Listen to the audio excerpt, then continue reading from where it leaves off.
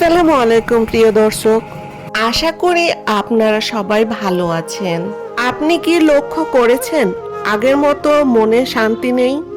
দোয়া করলেও মন শান্ত হয় না, রিজিকে বরকত নেই, কাজও সফলতা আসছে না।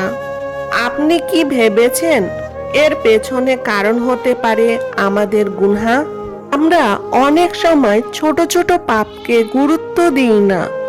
মিথ্যা বলা, কষ্ট দেওয়া, গীবত করা, হারাম সম্পর্ক আর নামাজে অবহেলা করা, এই গুনাহগুলো ধীরে ধীরে আমাদের হৃদয়কে অন্ধকার করে দেয়। রাসূল সাল্লাল্লাহু আলাইহি ওয়াসাল্লাম বলেছেন, বান্দা যখন গুনাহ করে তখন তার হৃদয়ে একটি কালো দাগ পড়ে, আর বারবার গুনাহ করলে পুরো হৃদয় কালো হয়ে যায়।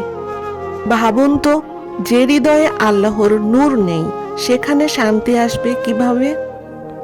আজ শয়তান আমাদের গুনহাকে স্বাভাবিক বানিয়ে দিয়েছে। মানুষ পাপ করে গর্ব অনুভব করছে, কিন্তু কবরের অন্ধকারে কেউ পাশে থাকবে না। তাই এখনো সময় আছে, আল্লাহর দিকে ফিরে আসুন।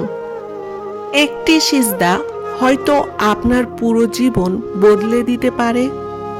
তওবা করুন, কারণ আল্লাহ এমন রব যিনি বান্দার সব গুনাহ ক্ষমা করতে ভালোবাসেন। হয়তো আপনি অনেক দূরে চলে গেছেন, কিন্তু আল্লাহর রহমত তার থেকেও অনেক বড়।